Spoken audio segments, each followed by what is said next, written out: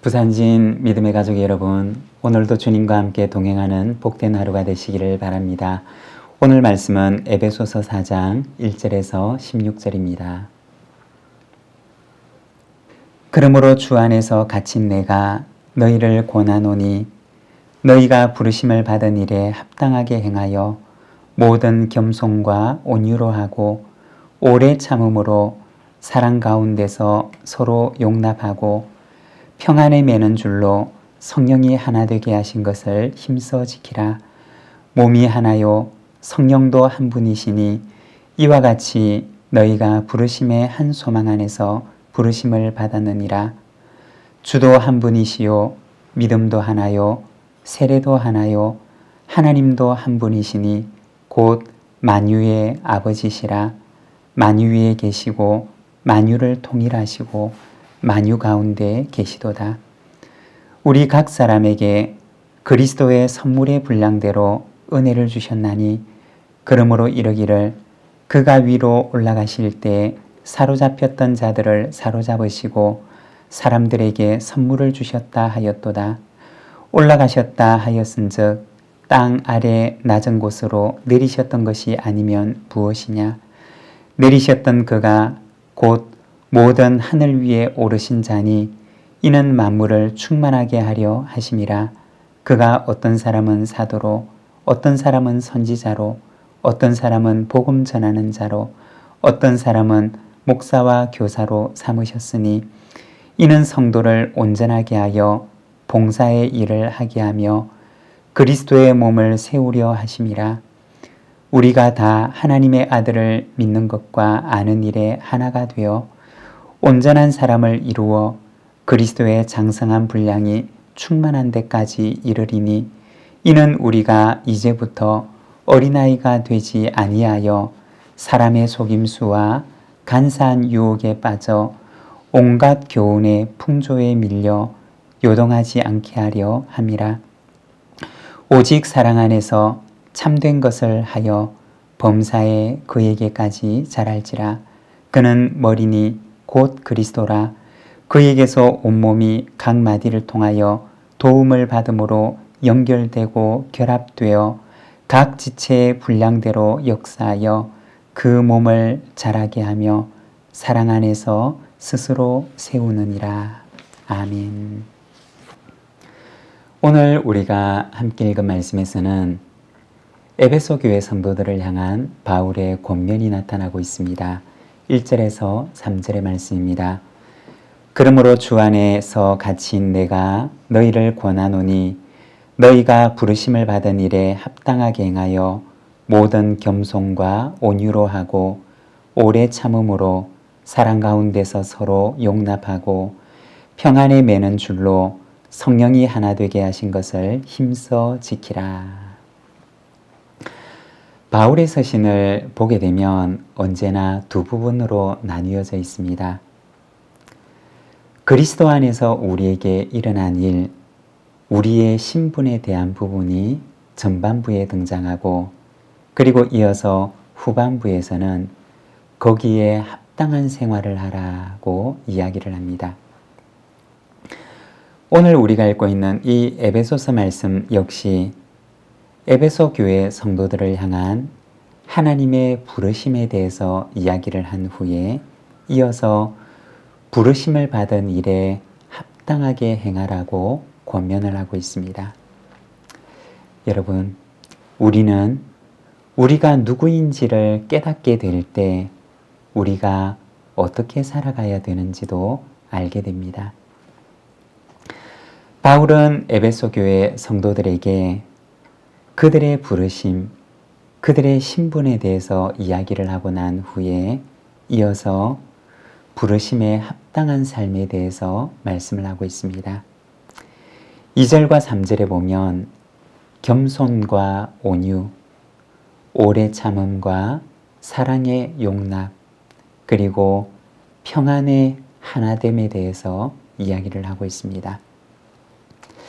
그런데 바울이 얘기하고 있는 이 5가지들을 보게 되면 모두가 다 혼자만 가지고 있는 개인의 덕목을 말하는 것이 아니라 사람들과의 관계 속에서 나타나는 공동체의 덕목인 것을 우리가 알게 됩니다.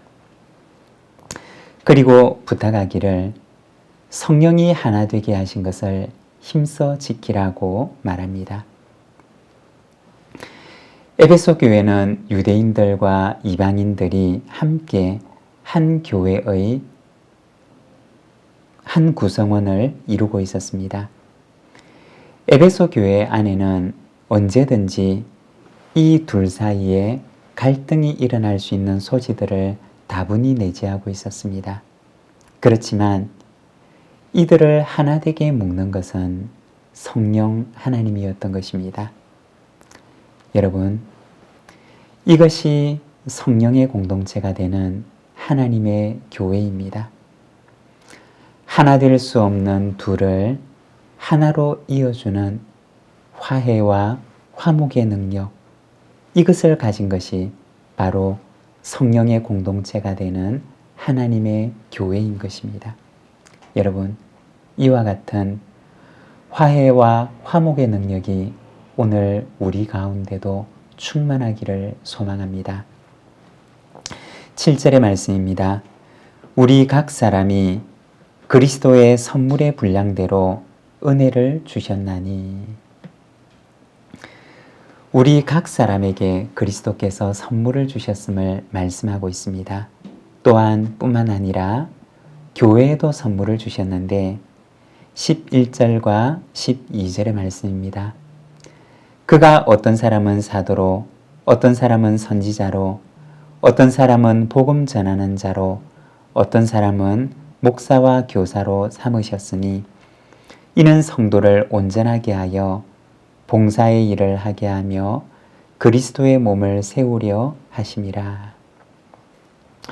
교회에 사도와 선지자, 복음 전하는 자와 목사와 교사를 세우셨음을 말씀합니다. 여기에서 언급하고 있는 직분들은 모두가 다 가르치는 직분들입니다. 하나님께서 교회를 위해서 가르치는 이들을 선물로 주셨음을 말씀합니다. 이들을 통해서 하나님께서 원하셨던 것은 성도를 온전하게 하고 봉사의 일을 하게 하며 그리스도의 몸을 세우려고 하심이었습니다. 교회 안에서는 바르게 가르치는 일이 반드시 필요합니다. 여러분, 죄의 출발점은 어디였을까요? 사사기에 나와 있는 것처럼 자기 소견에 옳은 대로 행하는 것이었습니다.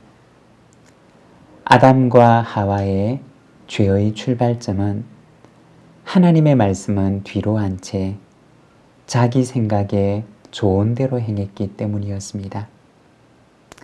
성도가 방향을 잃지 않고 교회가 길을 잃지 않기 위해서는 이처럼 바르게 가르치는 일이 반드시 필요한 것입니다.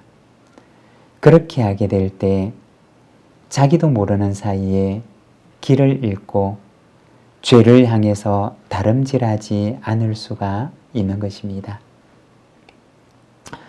우리 안에도 바른 가르침이 일어나고 바른 배움이 일어나며 온전한 성도, 온전한 교회로 세워지는 우리 부산진 믿음의 공동체가 되기를 소망합니다. 기도하겠습니다. 하나님 아버지 은혜를 감사합니다. 오늘 우리가 에베소서 말씀을 바라봅니다. 하나님의 교회로서 거룩한 하나님의 성도로서 부르심에 합당하게 어떻게 행해야 할지를 권면하는 에베소서의 권면의 말씀을 우리가 바라봅니다.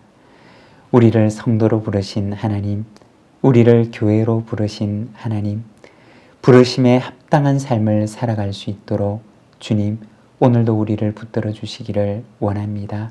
하나님 아버지, 하나님의 거룩한 교회가 되어서 하나됨을 굳건하게 지키며 또한 부르심에 합당한 삶을 살아갈 수 있도록 주님 우리를 붙들어 주시옵소서.